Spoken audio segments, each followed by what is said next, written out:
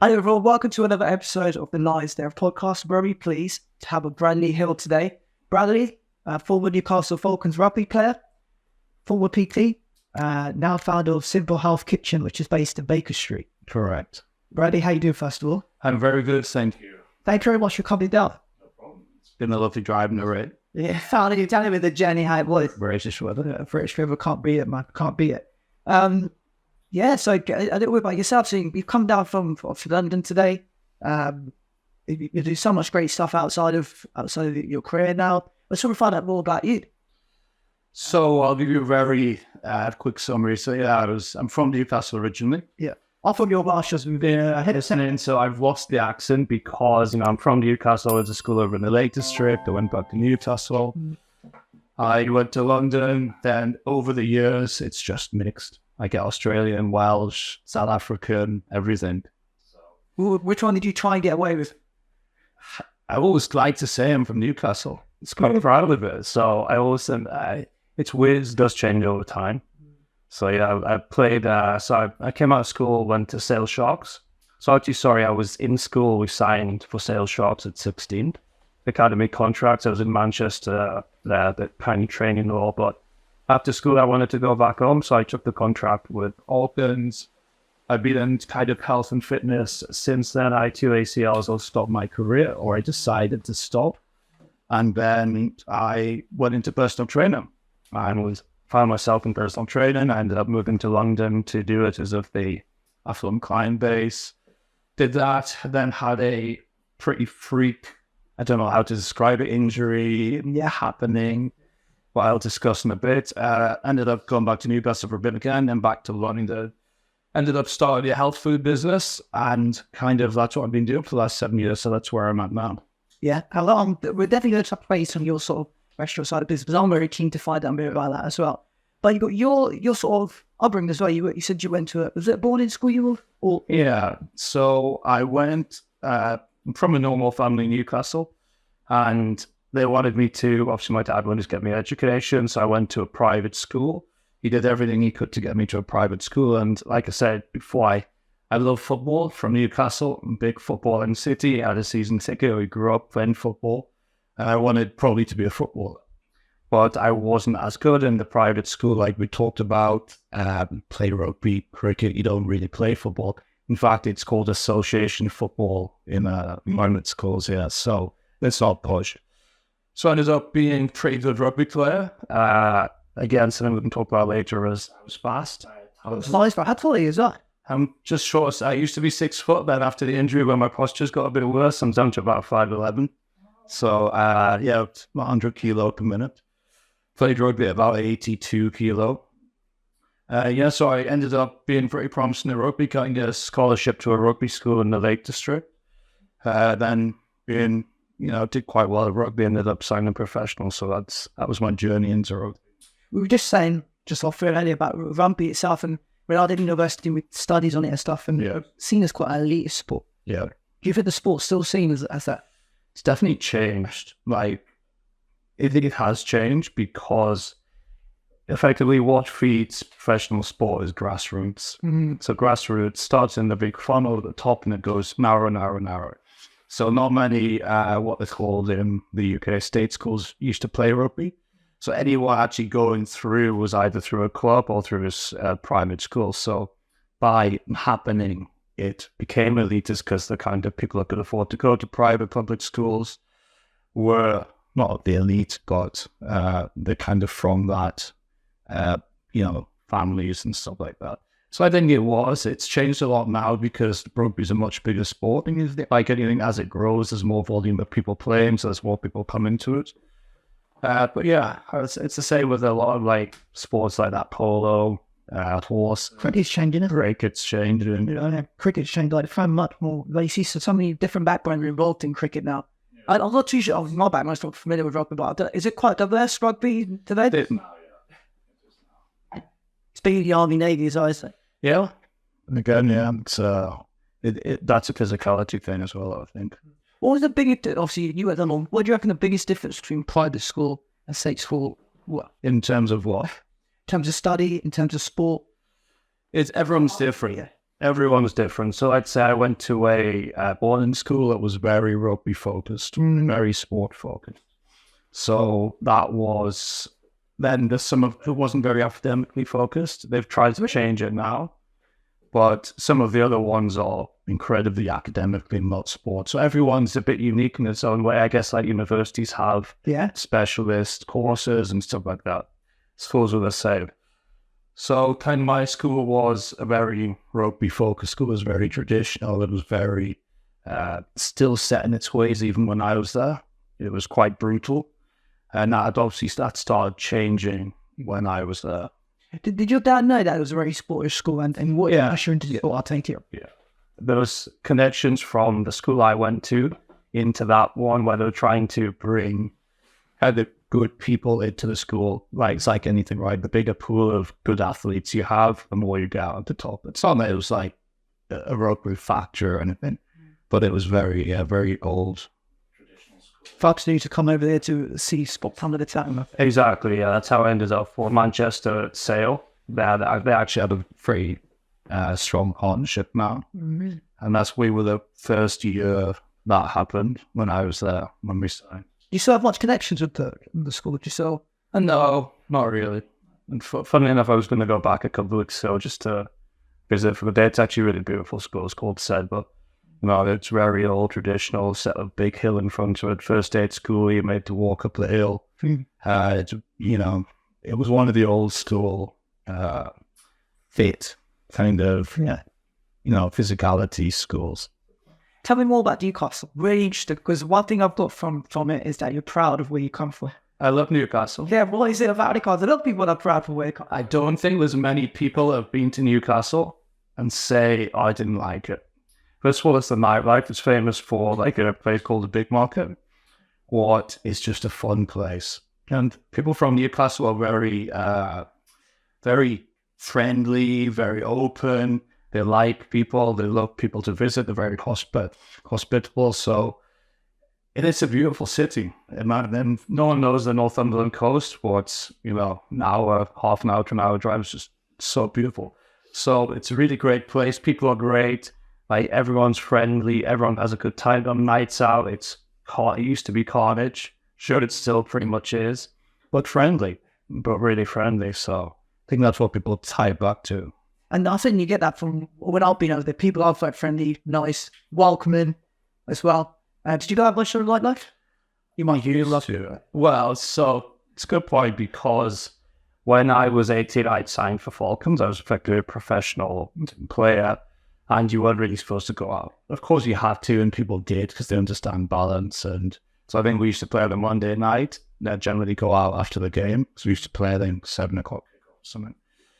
But again, I didn't drink for maybe a year, 2 years, not a lot during that period, because you're trying to make this athlete. And I think when you're around people that are similar, it's like when you're if you're the only one going out of a team, you looked at like, well, not that you looked at, you're not supposed to really be doing that. What's really interesting is when you were not drinking, and then when you started to get on that path where you wanted to drink, did you notice a decline in your performances?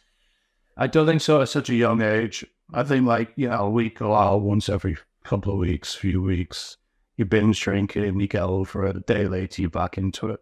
I don't think it affects you massively. I think what's probably worse is people that, if you went out 3 or 4 times a week, not drinking even, and you just up till 2 a.m., 3 a.m., what a lot of people do. For me, that's probably worse for you. But how important is sleep?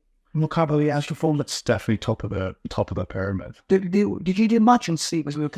No, not back then. And it's strange because, again, I was at the real cusp of professionality, where kind of we didn't really have proper strength. Because Sale I'd had a proper strength coach, proper system at Sale. When I went to Falcons, it wasn't as strong. But now it's insane, with whoops and data and how long you've done and how much recovery. But sure, sleep recovery is number one. Yeah, there is definitely. I agree with that. Do you still go back? Do you go back there? Well, to Newcastle? No, never. No, it wasn't a big room. Like I said, I grew up watching football. Yeah. I wanted football. Never really sported rugby. Fell out of love with the game a bit after a couple of years. playing professional after I did my knee, second game back, second one, I was just like starting to get fed up. I'm really keen to find out more about your rugby career there, but obviously you signed a professional contract. How did that feel at that time? And how was it for your family as well? Because your dad had invested all this money in you to go to private school. It must be quite rewarding for him to know that that's been paid off now, right? Yeah, I mean, well, there was no money in rugby back then. Yeah. There was not like football, there was no money, so... But it was an achievement, of course. It's like Sale. The reason I came out of Sale was they probably signed 15 players out of school. I think Falcons have like 4 or 5, so it's a much more focused group. But yeah, it's like the quality of why, I was lucky enough to play with like Jonny Wilkinson just on that drop goal for the World Cup. Oh, wow. Well, now Literally this summer I joined. So yeah, it was how was it being around India at that time? amazing, yeah. Is he what a humble guy? Completely. Yeah, because you don't see him much in the press, and you don't really see him like people would normally cash in on their profile, but Completely opposite. And that's why he was one of the top athletes in the world. Like, he didn't go out, never, very rarely, kept very private life, and he just trained, analysed, watched his games, and it was impressive to watch. Did you pick stuff up off her? Mindset stuff, yeah. I mean, the guy didn't stop. The guy was just, he's one of those, like we call in the industries, freaks. Mm-hmm. Like he just didn't stop. He was kicking. And whenever you went to the club, he was out kicking, he was doing this, he was working. Is that a good example of consistency and repetition? It is, yeah. It's like, to some it's too much, but in sport now, that's what you need at that level. Mm-hmm. But as margins get smaller and smaller, that you haven't got to be 5% better, you've got to be 0.1% better. It's getting pretty crazy. When you say a mental side of things, obviously repetition, was there anything else that you learned? There must have been loads that you must have picked up off them, though, right? Well, all the players were pretty high level. There's some great players there, and what you just learn, it's process, it's understanding, it's analysing. I think back in the day, a lot of people just tactically wasn't as, focused. Now it's very tactical game. There's a lot of analysts. There's very trying to improve different levels of game, changing teams, changing players for different physicalities, for different positions. Yeah, I think it's changed a lot. And how did you play for the Newcastle Wolves? Well, I was there 4 years and I was pretty much injured for that whole time. Really? So the injury occurred at Manchester? Not injured. It was at Falcons. I was playing down in Northampton. Okay. And they were one of the first teams to put like the synthetic grass in. Okay, yes, yeah. Like the mixture. They called them 3D pitches at the time. I don't know what they call it now. And just actually the blades were too grippy. And I stepped in off the left. A big Scottish winner called, I think Sean Lamont hit me, just push. And I felt a pop. My left ACL, and that was gone. That's a year-long injury? Back then it was, yeah. What is it now? I think you can get back in about 6 months. Really? Yeah. What's the difference then? It's a good question. I don't know. I think the ACL is generally at 10 to 12. Yeah. Rugby's a bit more physical, but not much. Like, I think football is doing it in about 6. I don't think you've got a question. Are doctors using peptides? Is it just pure advanced therapy? Is it more science? I think at the time I had my left eye, my hamstring graft's done. I don't know what they're doing now. I think some was synthetic. I don't know if they do synthetic now. But technology changes, advances, right? Yeah, man. So you were out for a year. What were you doing during that time? Still rehab. Just rehab? Yeah, there was rehab, being in and around the club. Just trying to get that to weight. Just doing weights. In terms of the sort of mental side of things, how old were you during this time? I was 19, I think I did it. 19 at that time. And how did that have a mental effect on you? I think you're still so focused on making it. You just like, oh, this has happened. There's other players that did it. I think there was another couple, even with ACLs. And I think it's just, you're like anything. You're just like, right, I've got to come this journey. I've got to get bigger. I've got a chance to get bigger. So like for me, I was a skinny winger because, when professionality comes across, you can be 80 kilos and run 11 seconds. as that gets more professional, it's 90 kilos, 11 seconds now to 100 kilos, 11 seconds. So it was a chance for me to put on some weight. I knew that, and that's why I kind of focused on putting on weight and doing the rehab. Unfortunately, it didn't quite work, but that's life. What I did it second game back. did it happen again? Literally second game back. Game back. Was it same situation? Pre-season? No, pre-season just came off, caught a kick-off, came down, and just went. Obviously, wasn't strong enough or bad graft or bad surgery. Same knee? Same knee. So that was it. So then I started getting sick because he just like, lost a bit low for the game, time out. And you're thinking, is this what I really want to do, be injured? You're in the physio room a lot, so you see a lot of the older players. It's kind of now what's happening with Saudi. A lot of professionals towards their end of their career go over to Saudi for payday, right? Kind of used to happen in rugby where the last couple of years of career, they'd sign for like a French or a UK team on a big salary and not really train, just play. Because they're more experienced, they were great players.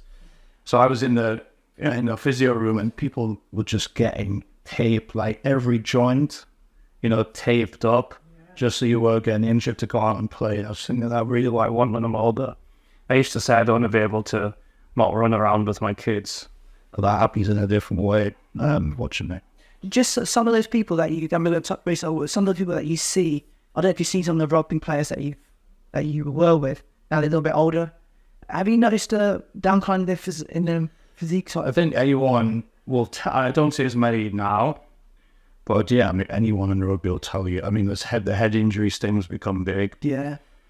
And it's brutal. It is a brutal sport. There's a lot of, it's just constant, and it's a physical sport. I think a lot of people don't understand rugby until you watch it live and then meet the players and see how big they are. Huge. Because you just got no idea how big they are. Same with big boxers, heavyweight boxers. You don't realise how big they are until we're stood in front of you. Tyson Fury got 6'9", didn't he? I think it was a bit of a debate around his height, right? Yeah, but some people say he's shorter than that. Some people say he's taller, but but he's obviously huge, yeah. Huge, man. He's obviously, Joshua 6'6". Have you met any of these guys? No, I've never met them. Yeah, the big guys. I guess. Well, not just that. People don't realise how fast they can move. So that's a big thing. You see a big rugby player, you don't realise how fast they move. Look, how did it get that? What sort of exercises did you do to get that sort of speed? And it's just natural ability. It's like anything. It's talent meets hard work. It used to be talent in sport. The talent that you so far. Now it's almost coming towards more hard work. Because certain positions are like almost manufactured to be an athlete. Yeah, it's actually really true. Because when you hear old stories I hear football stories. People say they used to play the game, they go out drinking for 3-4 days, and then get back to get back ready for the games. Now you can't do that. Everything's those margins. It's so professional, the game. It is because of the money involved. It's a business. Is it that much money? Is it growing? I'm not sure. I haven't been in touch with rugby for a while. It's definitely growing. But there's a salary cap in rugby, I think. When I left, the salary cap was $250K a year. I think that was about right. So, say Jonny Wilkinson was the best player in the world, probably would have been on $250,000 a year.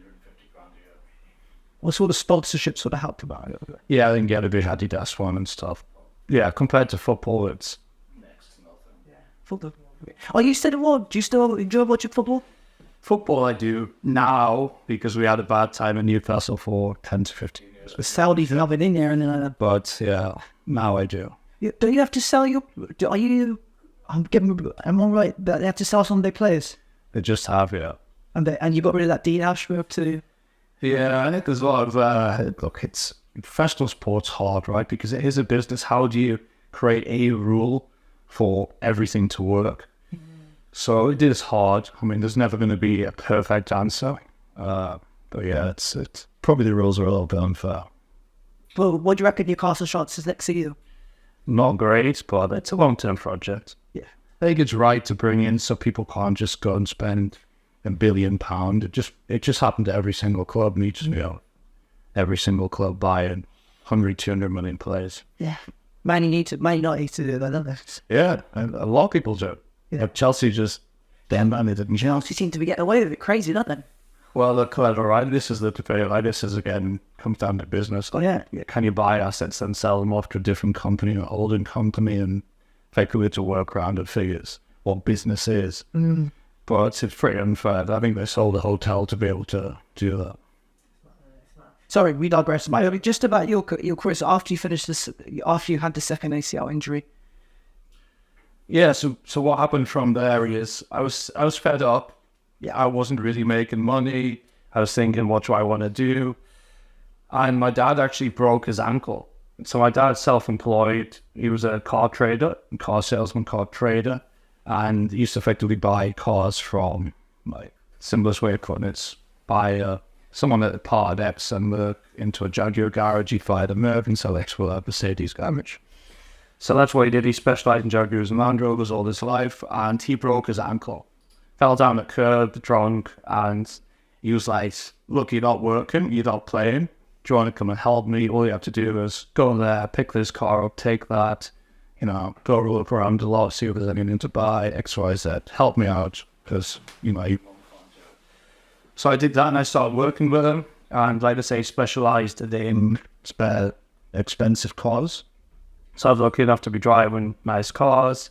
I was making a bit of money, and I was thinking, I'm 22, 23, life's all right, I'm going out of the weekend with my friend, I've got a decent car, life's all right. So obviously I wanted to get back into fitness, but I was enjoying that, and I grew up around cars, obviously, because he was a car salesman all his life. I love cars, so I spent probably 2-3 years doing that. So that took us up to recession in 2008. Financial crash, obviously it was great times before because everyone was on finance. Finance was just like, yeah, of course, take what you want. Yeah. Caused the financial crash, and effectively his business just died overnight. And the recovery, it never really recovered because obviously businesses had to look at themselves and fine-tune, and one fine-tuning aspect was effectively taking his job out. So anyway, I was always wanting to go back into fitness. Like, say, from 13, I started training because I had to, because I was the smallest, skinny guy. You were, really? Yeah, I was a small, skinny guy. And I remember, so I went to this rugby school, and the first day they had like the rugby trial. And so you put straight in 2 teams, and they just, start to understand people. And actually one of my now friends, so I picked up the ball, and he's like this 5 foot, he's about 5'4" maybe, small guy, but he'd been at the school before that as well. So he physically trained there. And I ran into him, he just picked me up and just put me back. And I was like, first kind of day, I was like, this is different, because you go from, and it's like everything, boxing, anything, you go from being the best at whatever, your local community college, church, then you go to a club, and you're suddenly not the best, or you're close to being the best. That's why it's humbling. That's why people in sport are kind of humble, and there's no real ego around it, because there's always someone better than you.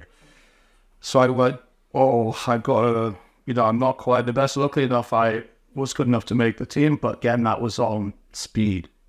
And, I had talent as well, for like, I could handle the ball, but I knew I had to get bigger. So every night I thought, what do you do to get bigger and strong? Couldn't go to the gym because the school wouldn't let you until I think you were 14. So every night I just did 100 press-ups, 100 sit-ups. Every night, that's all I did. And I think I built it up to like 500. So anyway, I started getting a bit stronger and physically stronger. 500 push-ups in one go? Not in one go, but in like a night. Yeah, not, yeah. In a night. So you do like sets of 20. Yeah, and roll out and do that, build up. I think you used to do sets of 50. So that's how I kind of got into fitness. I'd been training since I was 13, in the gym since I was 14, as I just loved it. So I knew after working with the cars, I wanted to go back into fitness. I looked good, I was built, I had that muscle from the rugby. I just always wanted to be in fitness. I didn't go to uni or anything, so I wanted to get back into that space. So I did a personal trainer qualification, realized that was worth as much as just a bit of paper that teaches you nothing. But luckily I've been studying since I was 13, effectively every day, every system, every this, that. So I was pretty good at it. But like I say, in Newcastle, personal training, there wasn't a lot of business. And all my friends at this time were in London.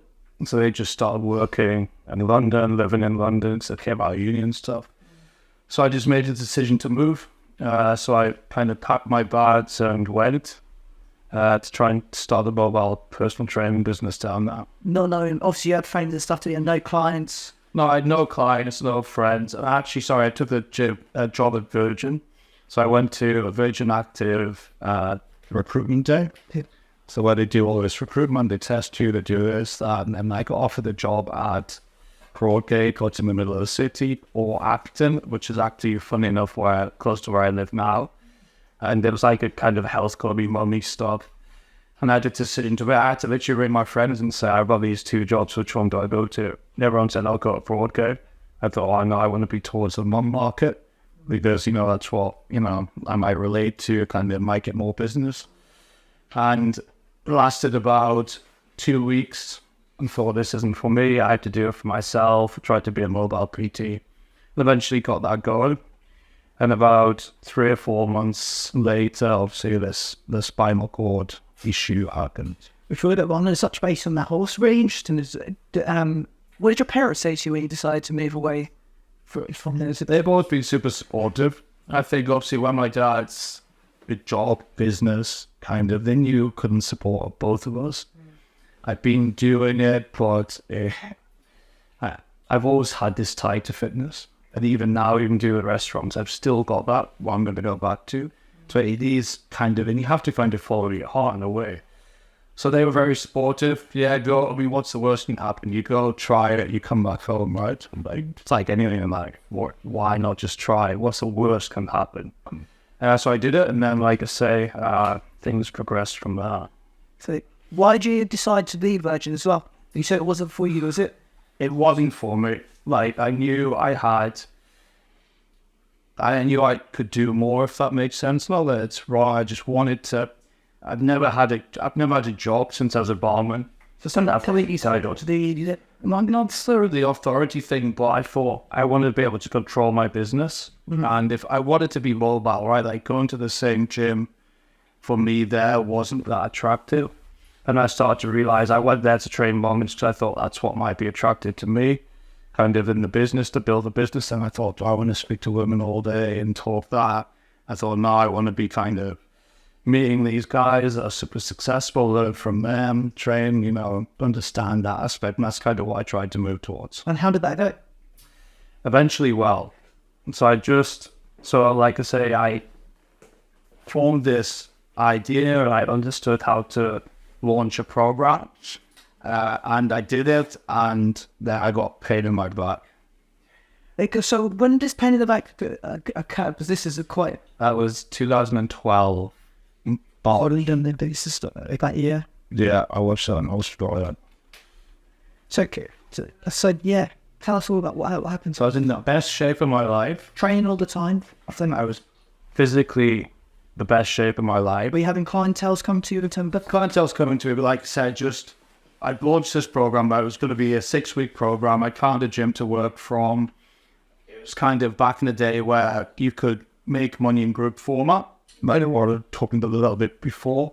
I thought, this is great. And I just signed up about 10 people to this launch program. So it was great. And I was super happy. I thought, this is definitely going to be a change of looks. I was still living on my friend's sofa at this point. One of them has a good old friend. He was always there, and I was living in his room. When he was back, I just lived on the sofa. So I thought, this is great. This is a change. So I actually was planning to film the kind of intro videos for this thing. I woke up with a bit of pain in my left glute. That's a bit weird. And it felt like a really different pain, like nothing I'd felt before, because I had core muscles and then all sorts of injuries, been in pain, played through pain. I was like, that's just not right. And anyway, it got worse and worse throughout the week. And I just didn't know what to do. I was considering going to a chiropractor. I think I even went to a physio, and they were just like, I think it's just core muscle. I don't really know. So then got so bad, the pain, I rang my mum and said, what do I do? Now, I'm not one to just go to a hospital or a doctor and say, she said, you're going to have to go A&E if it's bad. I think I was on crutches at this point. I just moved house to move in with someone, and I had crutches in the loft. And he said, okay, take some crutches. I broke his ankle 2 weeks ago. So he physically couldn't walk for a year. That was struggling. Yeah, I was struggling. And obviously I was just getting on with it because, as you know, when you're in sport, you just like, I'm plowing. Yeah. It'll get better or whatever. So I went to A&E. Sorry, how long did it take you from the first pain to actually going to A&E? I think it was a week. It was a week. And then by the time you give the crutches? Pretty much. So it got worse quite fast. Yeah. So I went to A&E, said, look, I've something wrong with me. I said, it's not a pulled muscle. It's nothing like I felt before. It's weird. And they're like, I'll be being trained. I was like, yeah, well, I mean, I train heavy, I lift heavy, but it's not, I fit. I know it's not a pulled muscle. Right, oh, look, it probably is. And I was like, am I the guy arguing with the doctor about a pulled muscle? Do I know best, really? Maybe not. So I went home. They're saying you away? Yeah, I just said rest. And I was like, well, I've just launched this business and I need to do these videos. I need to do this. I need to do everything in the gym. So I was going to the gym to kind of do this stuff and walking around. So then about 2 days later, it was so bad. I wasn't sleeping. I was being, I was just close to being sick with the pain. Couldn't sleep. I couldn't focus. And I was like, I'm going to have to go back to A&E. And I think, like, luckily, my girlfriend, who I kind of pretty much split up with, who moved back to Newcastle, she was coming back down. We're going to give it another go and stuff like that. So she was coming back down. So I went to King's Cross. The night before, I went back to A&E because I couldn't sleep. I was like, there's something seriously wrong. Went back to a different hospital because I was like, I don't want to go back to see the same doctor, tell him I haven't been arrested. So I went back to a different hospital and they said, I explained everything, and they're like, oh, look, it probably is a pulled muscle. You haven't been arrested and you haven't been doing what we said. But we'll give you some, I think there's diazepam to relax the muscles, just probably a spasm. And it'll also help you sleep. And when you haven't really slept for 2 days, the thought of being able to get some sleep is pretty attractive. So I ended up taking a diazepam, got a bit of sleep that night. Then the next day, my kind of girlfriend came down from Newcastle. I went to King's Cross to meet her because it was awful being just lying there in pain. So I thought, right, I'll get out, the movement might help. And she was like, you look terrible. I was like, great, thanks. So anyway, she was like, I'm going to go meet my friends. As I don't stay in here with me, I've got to rest. Go and meet your friends. She went to meet her friends, came back, and I was just screaming in pain. Then I think she went home the next day, and I was just like, what do I do apart from rest? So that night, the day she went back, I think that night, I felt pins and needles go up starting my right toes, pins and needles. So that's weird. And I was like looking to lie and see if I was lying weird. And she'd actually brought some oral morphine down off my dad to give me. He said, look, if it gets really bad, take it, kills the pain. I wasn't touching it out. And then I just keep drinking, and mostly I ended up throwing up because it was just too strong. It just wouldn't touch the pain. So then I felt the pins and needles go up and they'd start traveling up my leg. Like literally could feel it coming up. And I had to ring an ambulance. I was running an ambulance, said, look, there's something seriously wrong with me. I've been sick. I can hardly see. I feel terrible, shaking. And they're like, well, can you breathe? And I was like, yeah, I can breathe, but I'm in so much pain. They're like, oh, it's not urgent. We'll put you on the ambulance list, but it could be up to 8 to 10 hours. It was like, great. And so I felt this pain it go right into my crotch. And it's weird because it literally was split. Like this leg was fine. This one was completely numb. And I just thought, I'm going to have to ring an ambulance and tell her. I thought, what can I do for them to come out? Send her out there, I can't breathe. So I rang them and said, I think this was now about 7 a.m. So I'd rang them originally, I think about midnight, 2 a.m. So I rang them again and I said, look, I can't breathe. I'm struggling to breathe. So then they came out pretty fast after that. And I was on the 3rd floor of this, maybe in 4th floor of this little London tiny house and a tiny bedroom at the top. Tiny thin staircase, probably illegal. But then these two little ladies turned up from the ambulance team. And I was like, at this point, 90 kilos, solid muscle, like 8% body fat. I like, there's no way they're going to be able to get me out of here. How can they do that? But anyway, they got this thing out. I'm starting to lose my memory at this point. Got this like wheelchair that could go downstairs. They somehow got me onto it. Got me into hospital, and they did MRIs, and it was an abscess on the spinal cord. So the abscess had formed this infection that was making me sick. That the pain wasn't anything in my glute; it was the nerve compression, what was pushing through mixed signals to like cause a pain, a phantom pain. So this infection was in my spinal column. So they had to put in dye in me, like did all the dye tests, realized it was pretty serious. So they did surgery on my lower back to clear out all the infection and get the abscess out. And so anyway, I woke up a day later and I was pretty bad, but not terrible. And I think my parents came down, and then I just went downhill because I hadn't caught the infection. Weren't able to, because it was in the bone at this point because they'd left it so long. So I started going down, and obviously the infection was effectively traveling up the spinal column. So in cutting off the nerves, that goes through the swelling. And I started, obviously I couldn't breathe because when it hits your lungs, they start switching off. So I went into another emergency surgery. 2 a.m., they called a neurosurgeon and was like, this guy is probably going to die. If it gets to the brain, obviously you're gone. He came in at 2 a.m., did like a 10-hour operation, a couple of the surgeons, and had to be super aggressive to get it. Or if it comes, obviously, because it got to C4 in the end. So obviously, all the way up to the... Yeah, all the way up. So C4 is where my scar is here. So it's obviously this far off your brain, so they got it just about in time. But through the surgery, obviously, I pretty much died twice. I think they said I had a stroke because you can't breathe, right? And since you're face down, you're choking on all the phlegm, vomit.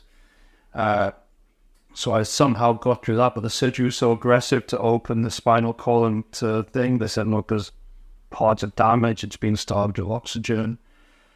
And then I woke up. I was in a forced coma for a couple of days. Then I woke up and they're like, great, you're alive, but you paralyzed because there's so much damage happened to the spinal cord. But we're hoping we might have saved your arms because kind of hoping the damage is T4 is, just above the arms. So hopefully your arms are okay. So that's why they brought me out of the coma, even though I was fighting for life still. So it was really bad. But yeah, that's suddenly what happened from waking up with a little bit of pain. Well, obviously, you must have been angry at this point a lot. Well, at the doctors, at the ambulance. It's strange because at that time, you're in so much pain and what you've been. And actually, I was so relieved that I knew what it was. I'd lived like a week or 10 days just not knowing what was wrong with me. And the amount of pain I was in, it's undescribable, the pain towards the end. So I was actually happy I knew what was wrong. At least I was diagnosed. If I was paralyzed, I was paralyzed. At least I knew where I was. And not just in this world of what's wrong with me. So it's kind of like a bit of clarity and freedom. And how long were you in health for this? So I was in intensive care about a week while I recovered, because obviously the lungs had gone, everything had collapsed. From T4 is the worst damage, so it kind of were right and my arms were okay. So I got no sensation of pain or heat or anything from chest down.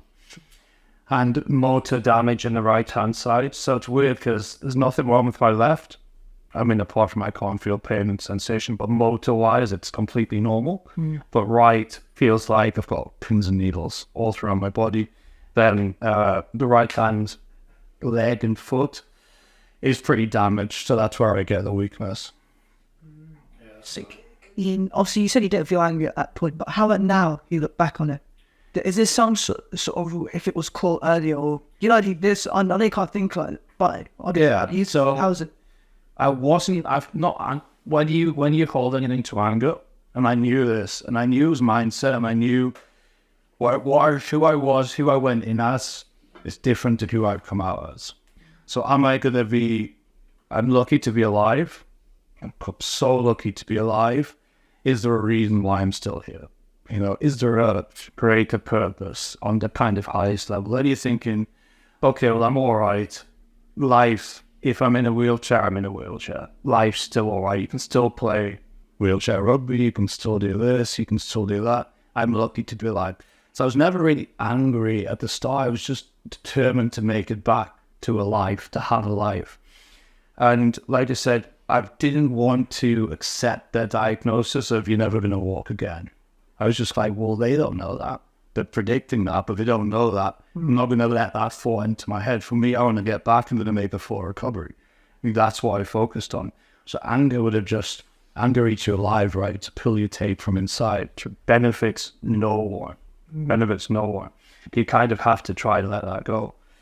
And that's the kind of mindset, and that's where the sport thing comes into it, right? Because you just want to win. Like, there's only one way forward. If you go ahead, you got to get to your goal.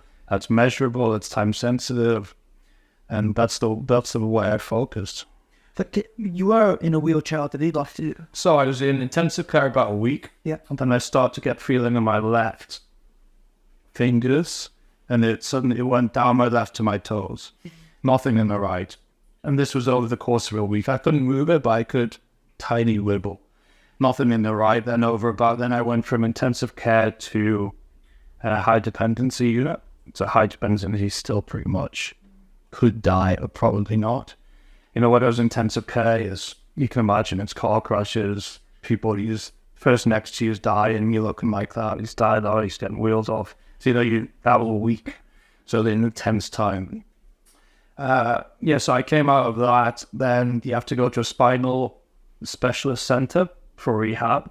So I think I moved my the bad side toe a little bit, and that was huge hope, because there's something going down.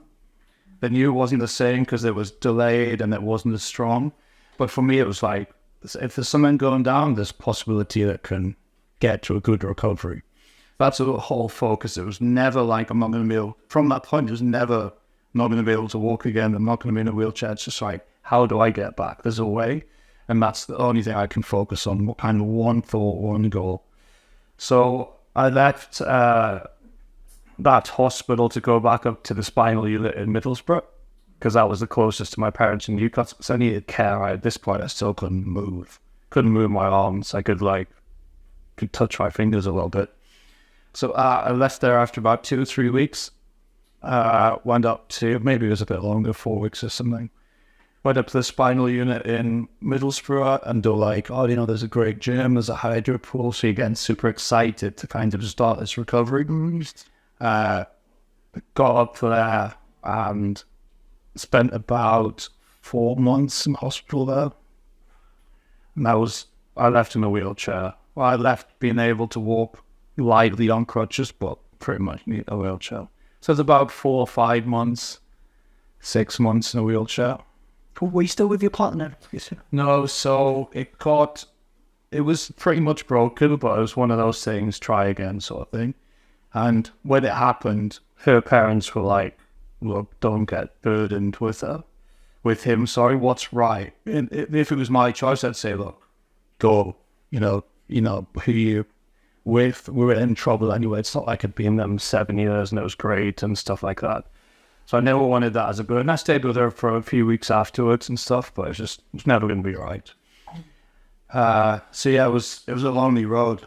But the thing is, you're on your own, right? No doctor's going to help you, no special pill. Especially with spinal cord injury, it's pretty yes or no. And you said you moved to your mum and dad after, right? Yeah, so after the rehab in the spinal unit, I came out and moved back with my parents. And the problem is, like anything, you come out of the surgery, you go into kind of hospital, and they're like, all right, you want to speak to the counsellor, you want to speak to the benefits person, we'll get you a nice council flat and bungalow, we'll get you ramps. I'm just like, no, again, last resort. If all else fails, great. But I don't need that now. I don't need the comfort to be able to think like that now. If I brought thoughts of, but I can just do this, it destroys you. You need one thought, one goal, one higher thing to really focus on.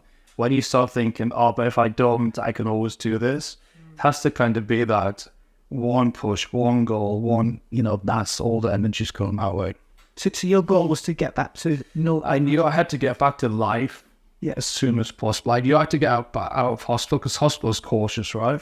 Yeah. Like even starting to learn rehab, it was like, don't do this, don't do that, because they don't want you falling down, they don't want you getting hurt, they don't want you doing this because it's liability to get sued.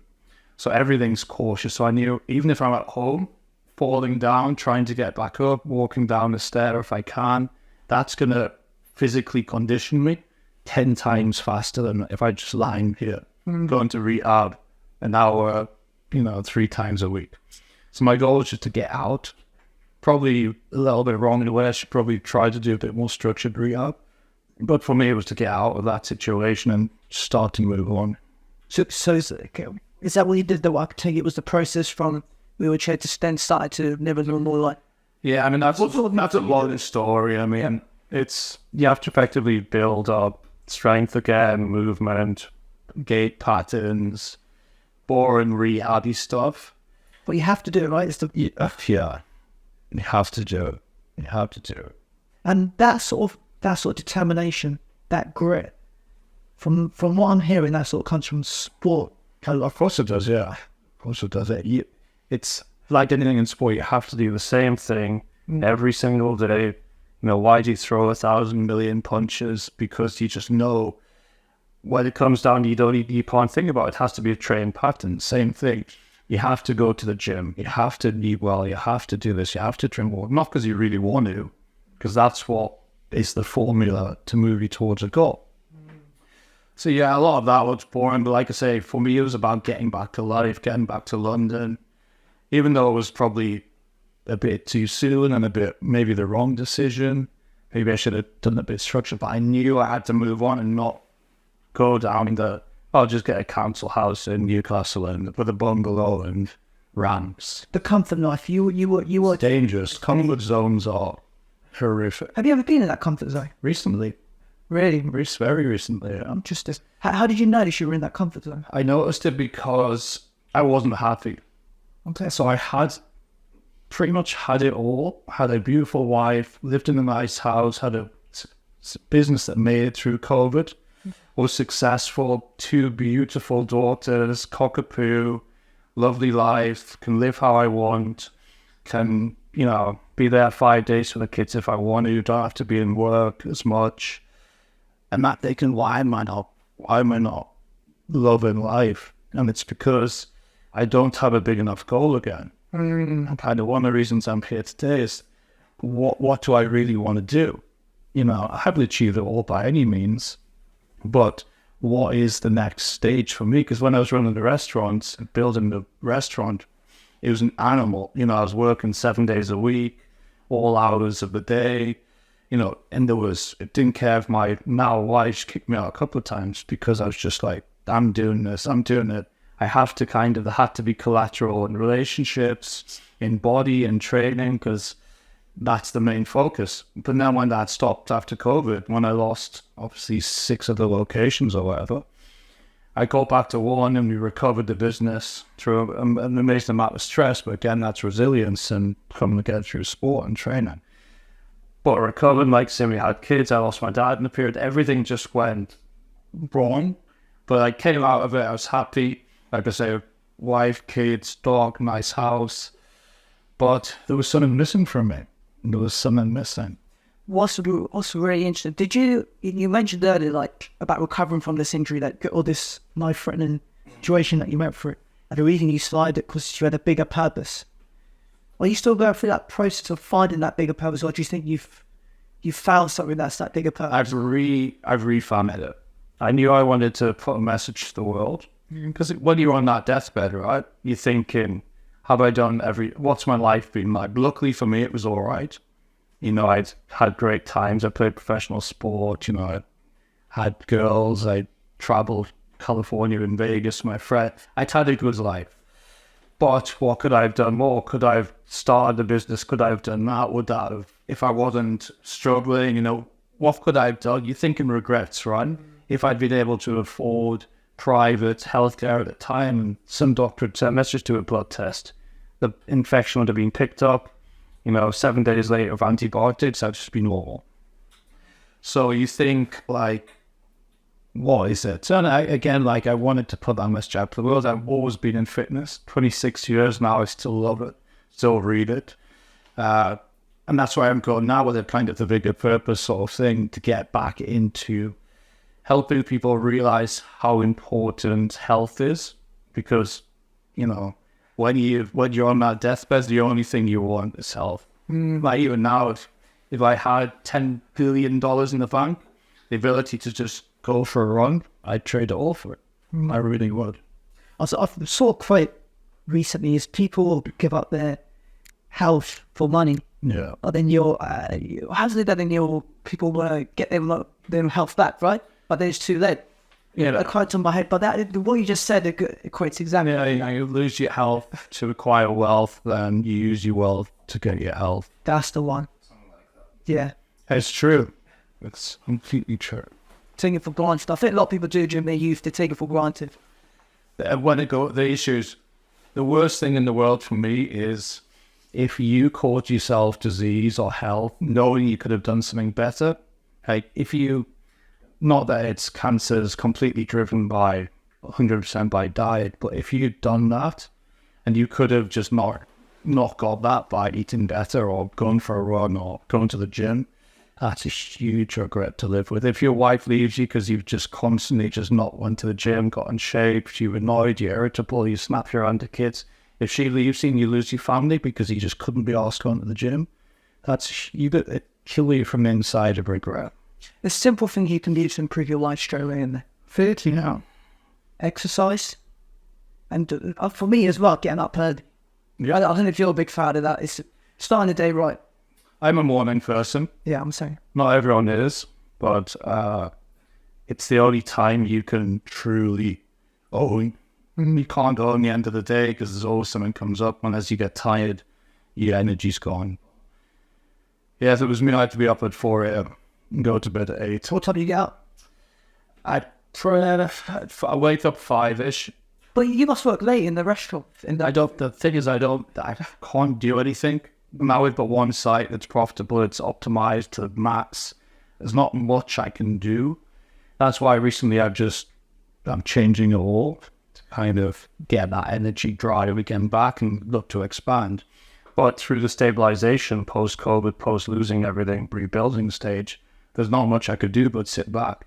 And when you've got time on your hands and there's not much you can do, that's kind of when the devil creeps in, right? Where you just think, I'll just, go for a walk instead of work, or, go for a walk instead of go to the gym. You just got time, you watch YouTube, you spend 2 hours on YouTube, So when you've got a big goal, you don't have time to burn.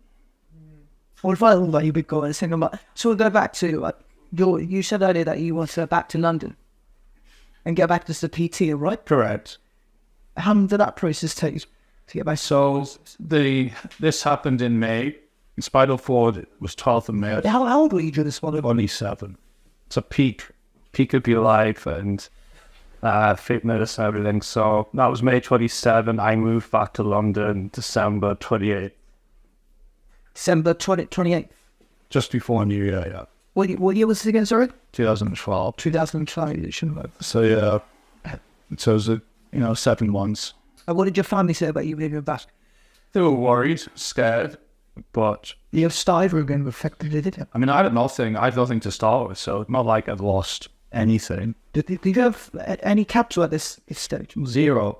Wow. So when I came out of hospital, you speak to like a benefits person, because obviously the council house. I was like, I'm like, do you know you could be able to claim disability benefit and whatever since you were in hospital or whatever it was. So I think that when I came out, I got a payment of like 650 quid from backdated disability. And then my granddad gave me £500 for Christmas. So I had like £1,000, just over £1,000. And I used that to put the deposit on the house to move back to London. So I had 0, I had nothing. And then again, I knew I just had to get back to work, right? You had £1,000 on the deposit? For a house, Sorry? Could you do that? Oh, just for the rent. Yeah, that was Rent, so I thought buying the house. Yeah, I had nothing. Like, my family doesn't have money, like I said. So it's not like I could have went and borrowed $5,000, didn't really have anything. So I knew I had to get back working. So I took the same system I'd used previously, what I'd just done before I was done. And I had to try and launch a business again pretty fast. With nothing, with no kind of help. So it was a difficult time. And how long did it take you to start earning from your business? A couple of months. Great. Yeah. Well, what do you reckon I was down to? That you actually able to get clients and stuff. Well, I think what I also knew is I've got an amazing story now. So everything now comes down to story, brand, person. So I knew, right, well, I've actually now got professional background, professional rugby background, fitness. Now I've been through a huge amount of adversity. Hopefully I'm going to get back to, sort of walking at this point. I knew if I could walk and I could lift weights, even though when I was lifting weights, this right-hand side was like wiggling like hell. But I knew there's enough there to get in shape. So I knew I'd be able to get back in shape. So I knew I had a good story. So I knew I was unique, right? So I knew I wasn't just a guy in the gym who was in shape. People could relate to me a bit better. So then I got back and I just knew, like, even being on the tube with it shaking, I knew that was working my core. I knew that was core. So I knew all these things of not being comfortable was what I had to do. That's why I was so keen to get back to London. And how long did you stay in the PT again for? I started working on the health food business starting 2015. So from 2012 to 2015? 2013, 2015. You've been in your PT. And what made you want to start this food business? So I was working in personal training in late 2014, I was busy. So I didn't know in personal training, I was working in the city, in the middle of the city. So people want to train before work or after work. Yep. So days out. So I was working at starting at 6 a.m. and finished at 9 p.m. at night. And I was thinking to myself, right, the problem is when you get a spinal cord injury, you're exhausted, right? Because the messages go up and down. It's a massive load on your nervous system. So I was knackered all the time. Now that I was earning more money, all I was doing is taking a taxi to work, taxi back at lunch to sleep an hour, taxi. But, so I was just, if I made more, I was spending more on being able to kind of balance that. So I was thinking, right, this is no good. So I need to build a business, the problem is I considered taking on a PT under me. So I started giving up a couple of sessions that I had of clients to someone I knew. And they just kept saying, look, I want to train with you. And that's what happens with personal training. That's why it's so hard to build a gym around person. So I thought I need to open. So now I love gyms. I still want to actually open a gym at some point down the line. So I thought, right, how do I open a gym? So I researched and, found on the internet how I could possibly do it, started looking at locations. Unfortunately, in London at the time, it was really hard to get gym space. So anyway, I was speaking to clients because my plan was to sell them a year's training, eat all of them, and you had a bit of capital and you could borrow a bit, you could front load it that way. So I was speaking to them, speak to friends, telling them I'm going to open this gym and this site, etc. Then one of my clients who I'd spoke to about it, I was giving my diet, and all my diets, well, obviously they're all high protein, right? To get anyone in shape, it has to be high protein. He's like, look, I'm going to, can't remember where it was, a salad bar in London, toast, and each salad has 12 grams of protein. How can I eat 150, 180 grams of protein a day when I'm at work?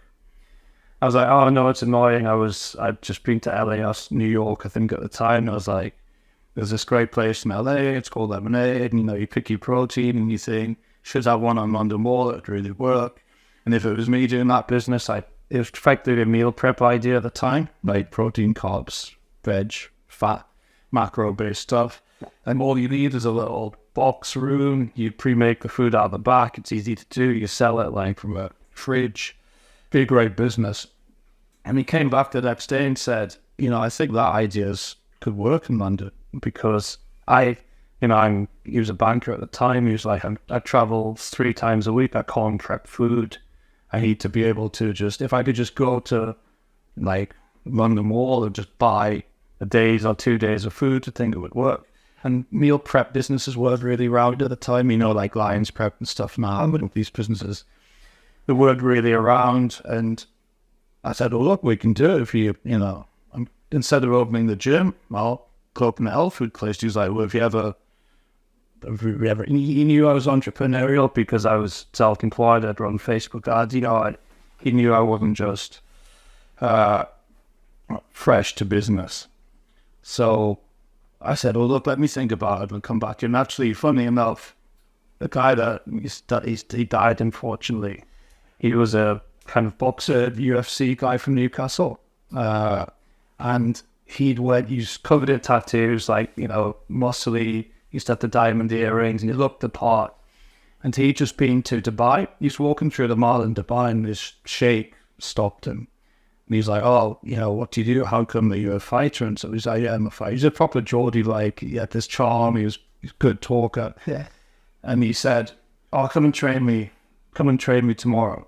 The sheikh said to my friend Scott. And he claimed himself a playboy, that was like... Yeah, we all thought he was watching it.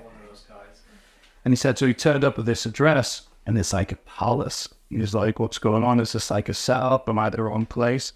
But he turned up at the sheikh's house, or whatever it was, and turned out it was like some sort of, big wealth in Dubai.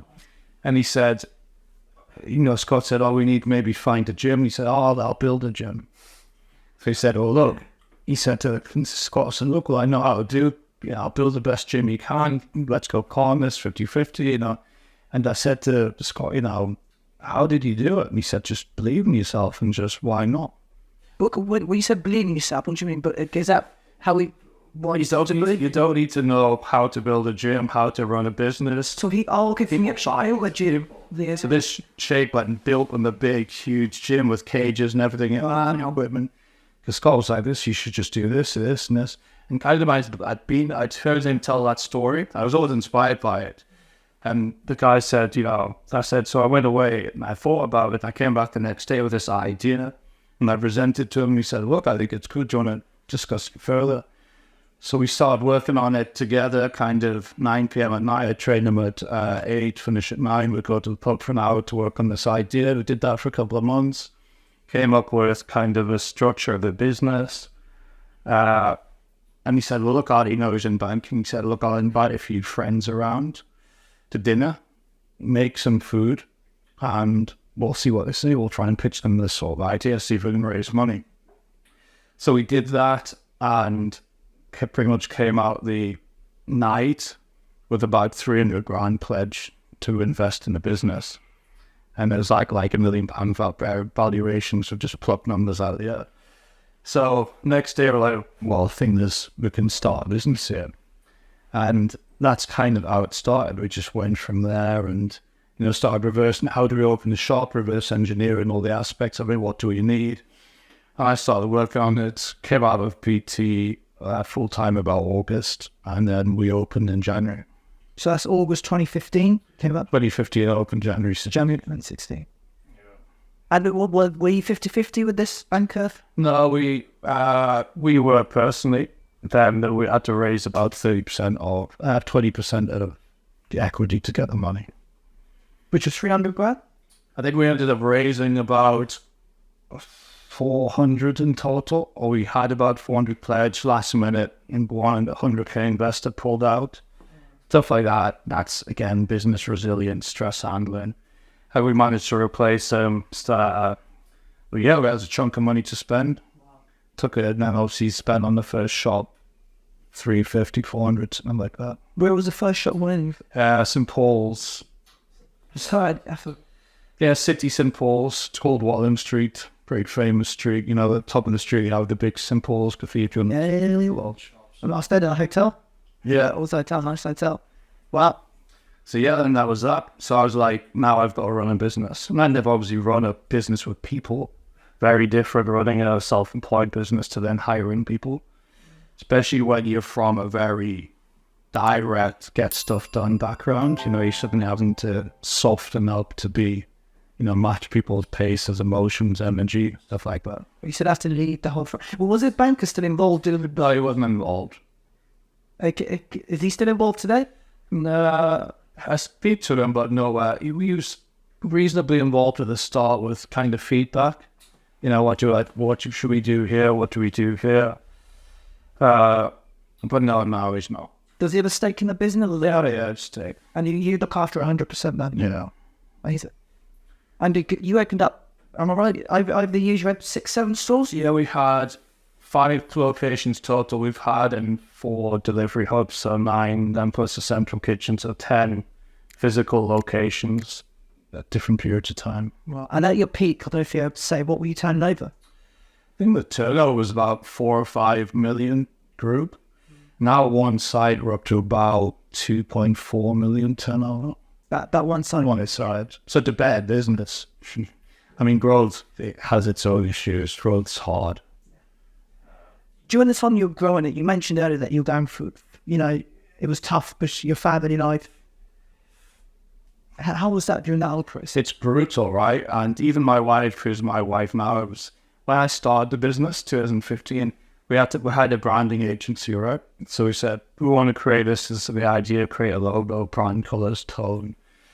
And I was sending her the presentations to them. I just started texting her at this point. We're still I don't think I'd even met her, but she was like into healthy and fitness.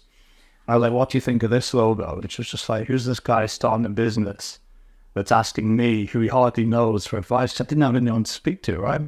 You need opinions. So yeah, it was brutal and she's amazing. She's understanding to probably the best level people do, unless you're an entrepreneur yourself. But people don't truly understand until you've really been in the trenches and grew or sold a business. So yeah, I mean, the problem for me was I had to work. If your eyes aren't on it when you're growing, 7 days a week, every single day, it starts to go downhill. But for me, as a perspective with her, I knew I had to do it to be able to get to the end point, to be able to have the life we wanted. So it's kind of you balancing relationships. You do your best to stay in that, hang on. But at points, like everyone goes through issues. It's really interesting what you said about comfort zones. Like, it seemed like when you're going through that process, you're really in your element, like really pushing yourself. Really, that comes up as every day with a new challenge. And that's why I think maybe recently about that concept of where Penny is open another branch. So that's what we're doing now. Like I say, after we lost everything, what was brutal, and stabilized one store. Obviously that happened in 2023, start late 2022. So stabilization was 23 pretty much. And now 24. Kind of, I'm ready. No, the kids are 3.5 and 1.5 now, so kind of the hard yards not over, but certainly a bit more stable now they're in nursery. Yeah, so I'm ready to go again. Wow, so you get in London? It has to be to start with, yeah. But there's a few ideas we'll consider and throw around, but see how things go. Sounds amazing. All else you're better advice now. PTing. Yeah. After since being away from competing from boxing, I'm doing like coaching within the community, doing stuff like that. Loads of people say you should do PTing. How did you get started? What was the goal behind getting started? The goal for me was a job and money. So I think people always have to, when you look at it, what do I want? Is it money? Is it to give back? Is it to, career? Is it a stepping stone to a gym? What is it? You have to actually understand what it is. For me, I had nothing else to do. It was a job, and I knew if I stayed in it and made money, I could possibly open a gym or do whatever. That's kind of everyone's probably typical step in from sole trader kind of thing, self-employed to business where you don't have to be there 7 days a week. So yeah, sorry, what was the question? What were you? I'll get advice. Yeah, if I want to start my, how is it that I do it, like build that confidence to do it? Yeah. It's quite a transition when you do it when it's a group, right? Yeah. If you want to do it solo, I guess like how do you have that confidence to start your own brand? Because obviously I've boxed, internationally boxed all around the world. I've got that similar background, but you still have that doubt, what will people think of you, right? If you do that. think of you? Yes, that's a good point. Do you mind? What do you mean when you say think of me? I guess what people think, not how desperate to get to PT, and so if that makes sense. It's a good point because it's something I faced as well. And you might see this in boxing. I think one thing we think as PTs is you kind of get branded as a stupid guy who's in shape, who goes into PT. And same kind of maybe with boxing or rugby, people think, oh, just a physical guy, can't do anything else, whereas it's not the case. And I think that happened to me when I was speaking, because I went into this new world, right? I went into a world of speaking to people, pitching people for investment, and I'm asking for 100 grand, and I've got no experience. And I was thinking I have to be a bit different. Instead of wearing t-shirts to go out, I have to wear a shirt, put a blazer on, look smart. And actually, when I strip it back now, it's the opposite of what you want to do, right? Because people think, oh, what will people think of me going to PT? There's nothing else for me to do. But people aspire to people like the height of physicality and is having physical shape, right? The height, even in wealth, right? There's one thing you can't buy in the world, and that's a good body or good health. You can't just buy it. You can't buy the pill. You can't buy the exercise. That's why it's $1 billion industry. People selling slender tones and shakes because people want it. So it's an incredibly rewarding thing, even from people ask me what the best client transformation you had or show me. I was like, wasn't it? He was a woman that couldn't get pregnant. She got in shape, she reduced her stress, and she got pregnant off the back of it. To me, that's incredibly rewarding. So the advice to you wanting to get into it is kind of why, and if why, how do you make money from it? Because you don't want to just to do it to be stressed. So you have to pick the right niche. You have to pick who you want to work with. Does it work for me? And then build out your business kind of in structure from that. Interesting. And you picked interesting clientele. You work for bankers and quite high end clientele, right? I thought, personal training is not cheap. Everyone knows it's expensive.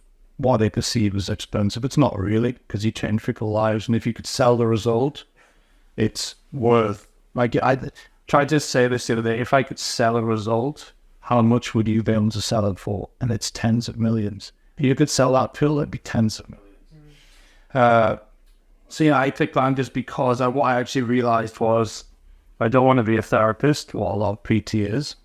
Yep. It's and I want to be around people that I can speak to and say, give me 50 grand to invest in my gym. Interesting. So where do I find people like that? I find people in the city. How do I sell it to them? Because they've got money and I just need to show them I can get in shape. So that's what I would do that. And actually what happened is I realized it was like hanging out with your mates, 35 to 45-year-olds. Interesting. They wanted to hear life stories, life happenings of me. Could be a young kind of single guy in London, in shape.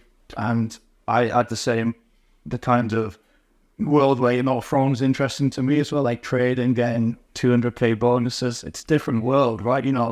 When you're not from that world, it's interesting to when you're in. You want to get into the world there too, right? You certainly want to understand how and why. Yeah. So that's why I kind of picked out. Yeah. And now your Simple Food Kitchen is smashing it. It won an award for delivery, right? Yeah, in 2019, when we had all the shops, we won Best Healthy Restaurant in the UK. It's good. It's good business.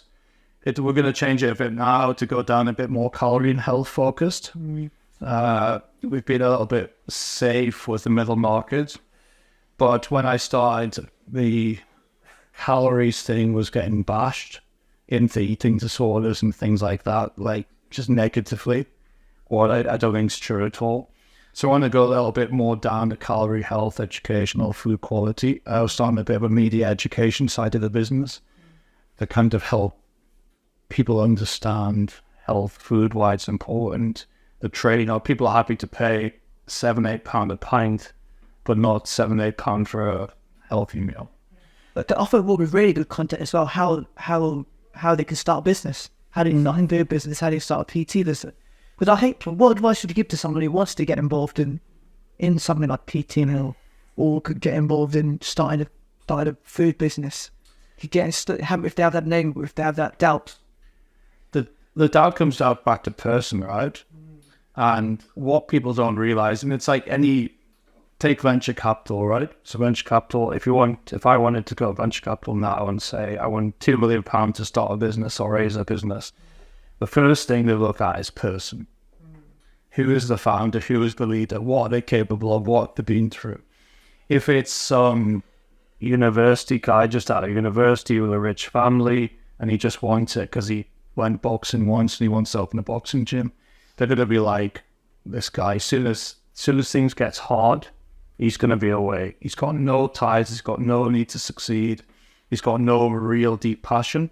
Whereas if it's someone, in wrong terms, come from the streets, but been through a lot, been through that whole career, fought, done the hundreds of miles on the road, in the ring, he's conditioned through sport, mentality, to just not stop, right? You have to do this. There's a regiment. You have to do this. You have to, if you get a bad decision in a fight, why did they even get that close? If it was the decision, how do I get that much better? Take feedback, understand feedback, resilience, stress, pressure, and that comes through physicality and through sport.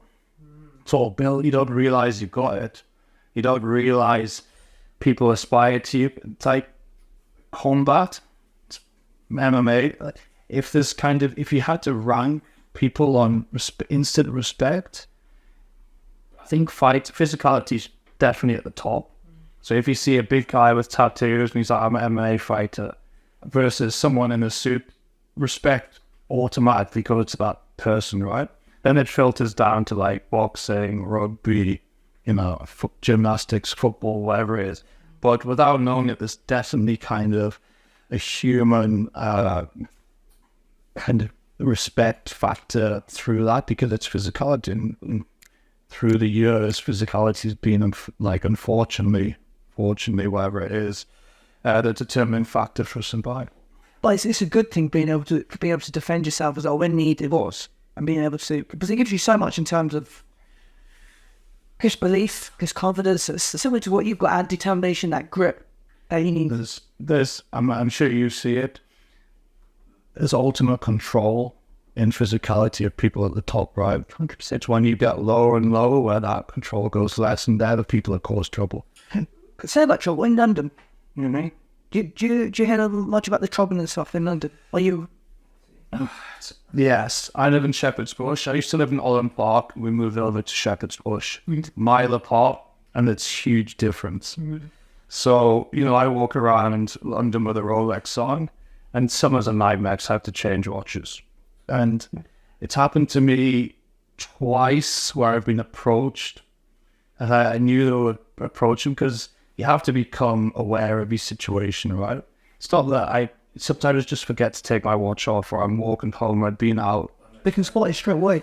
Yeah, they know, right? So I've been approached twice, and twice the guys have been backed off. And I don't know if that's because I got closer and I was a bit bigger or physical, and thought maybe not, probably not, because they've got knives, but it's happened to me twice, and I knew there was no purpose of a guy to stop me, apart from that, man.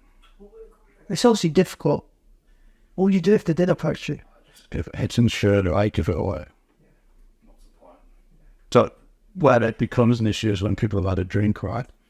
And everyone's a hero when they've had a drink, unfortunately.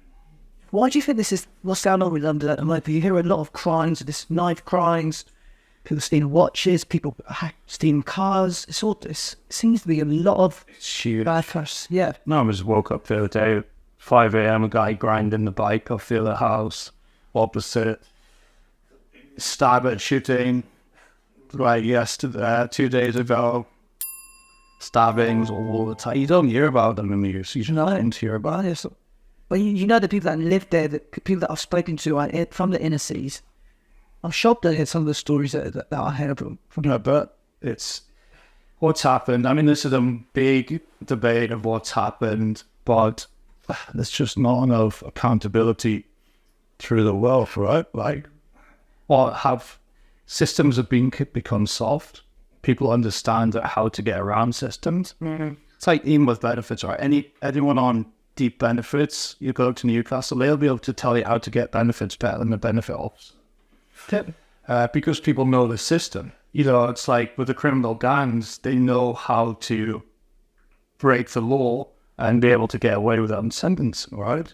Like the same with tax evasion, everything. It's not evasion. They say it's not evasion if it's avoidance, right?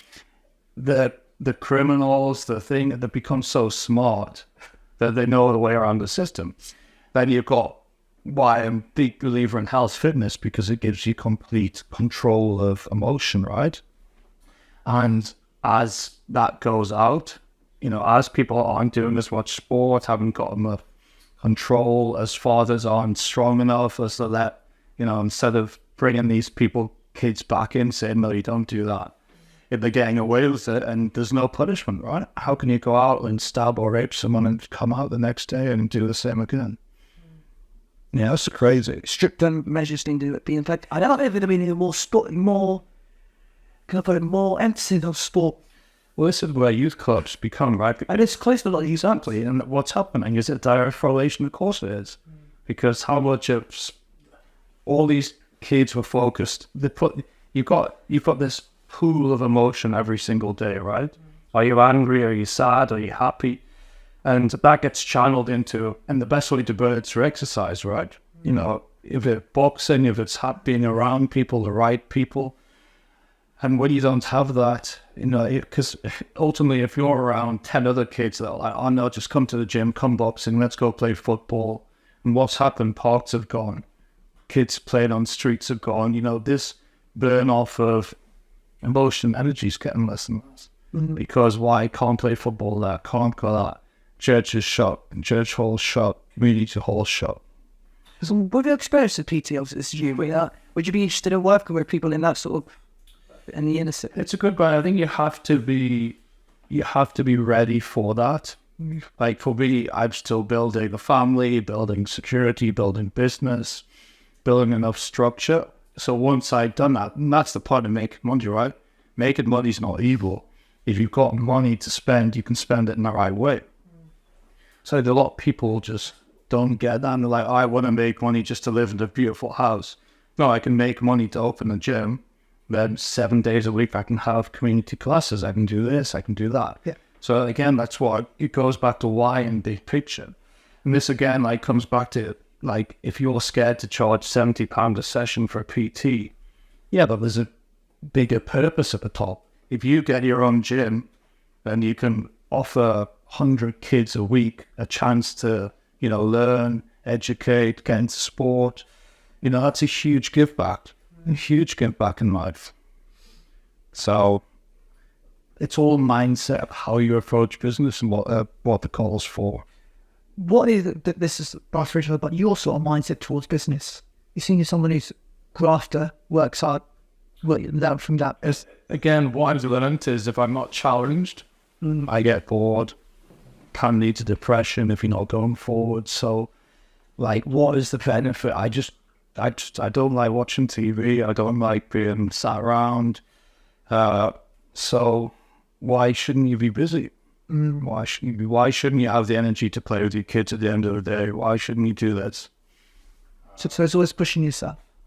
I think it's good to do that. And you can do that in different forms. Like you say, you can do that by going to a sports hall and offering 2 hours of your time to work with underprivileged kids or disabled kids, whatever it is. You know, there's loads of ways to give back in the world. What people aren't doing because they're exhausted. You know, why they're exhausted? Because they're stuck in the system. And, you know, it's unfortunately a bit of a political picture. It's one no one really wants to get into, but I think that's a huge thing when you have the energy for family, for giving back. You should really do that. One thing that really stands up for me, for you, is mentality. It really does. No matter what you go through, no matter what setback you have, if you have that mentality to always fight, grit, push through, and keep consistent, that's how you get through barriers, right? And that's you learn that from life, but for me, I've learned that from sport as well. And I think both of us are something we can relate to is having that. I've only had sport in my life. I've had education, I've done that, but sport is the thing that's given me more satisfaction than anything. has pushed me more things than anything in life has. Because you're in a situation where you're fighting someone who's a lot tougher, a lot tougher than you, a lot better than you, and you get beat up. But then when you get better, as you said, Jonny Wilkinson, is to keep going. It's to keep going until those nosebleeds for you turn into the other way around, right? That way as a energy. But yeah, but that's one thing that certainly is a standard for me. Well, it's the only, there's no other way to do it, right? Like, you either accept it, and the sort of things that are hard like to accept, right? Why did that happen to me? Why did I have to get, a bad disease, cancer, skin, whatever? But how does that benefit you, saying, what if, for why me, so sad? You can go anywhere in the world, and there's someone 10 times worse than the position you're in. Look what's going on around the world at the minute. It's horrific. You just have to walk down the street in London, you see how bad some people's situations are. And you can't judge a lot of these homeless people. You never know what's happened to them. You never know how much childhood trauma there is. You never know. It unfortunately comes down to us in society to try and do as much as we can with our ability. Because not everyone has the ability to do maybe what you want to do, right? Not everyone has that, and that's one big lesson in life. Not everyone can do that. So the ones of us who can have to really try to do that to get it done. Amazing, that. Right, that's been absolutely amazing. But I'm going to ask you one last question. I heard you're a big England football fan. Could you be a big England football fan? No, are you an England fan? Don't talk about Euros, right? Just really quickly, just to finish on City again. I watched the game. Yeah. And it's very interesting because I think what's happening in sport now is there's so much behind the scenes.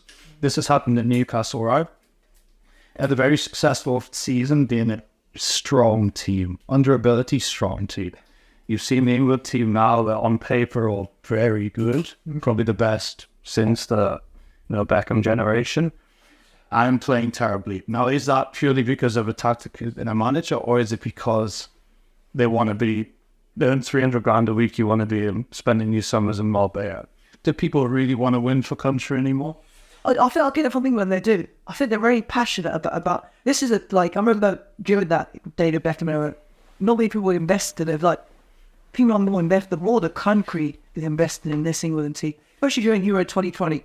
That it was absolutely amazing, the sort of how everyone got behind. You don't really get that, do you? It brings the country together, and that's what we need at the minute, right? All the country needs unity. I mean, unfortunately, you get so many idiots that spoil it. What happens? I think everyone wants to see positive things happen, right? I think, unfortunately, even now, everyone's so negative. You always have friends that are experts at football suddenly, and politics and boxing. It must be crazy in boxing. But a big fight happens and everyone's like, I thought you've never boxed around. You've never threw a punch in your life and you're an expert. I think that's what happens. People become experts and you're like, well, these guys generally do know what they do. It's just why it is a strange one with Southgate, because you're like, why doesn't he make substitution? I think even the pundits are just like, why? And I think that's the really interesting thing about this. But the thing is, I think that take Kane off. Do this, man. I love Kane, and that takes him off. But he seems to do it at the right time. But the Bellingham save was that was surely it wasn't anything tactical. Was it because brought Tony on with 1 minute to go? Did he have the head on? Did he have the? I think he had the head. Second goal, maybe. I'm not sure if it was the first. I think so. But still, the chance of that happening with 1 minute to go is must be. So I agree with the stars, because exactly. I think what way to finish for Gareth if he does sneeze. What way for him to finish by winning the Euros? When you're not playing well and you're winning, as you know, yeah, or fighting and you're winning and you're not proper, that's when it can happen. Did you? I don't know if you felt like this before, but I've had those situations where I've formed terrible, but I've won, and I'm so it feels like I've lost. But my coach is like, you've won, you're free to that try, take my man. The step, I don't know, but you're right. You're just going to take every little thing that's given to him, because it could have gone the other way as well, couldn't it? Exactly, and that's like I say, that's why this one's so intriguing, because you're like, well, in the big game, are they going to just turn it on? Then you get that, but that's in pitch in England, get the build up and the disappointment. That's the media for you, right? That's what we do well. I do well. Well, Bradley, thank you very much for your time. Really appreciate it. Thank you. For coming down. Thank you. Really appreciate it. Guys, thank you very much for listening and I look forward to the next one. Cheers. Thank you.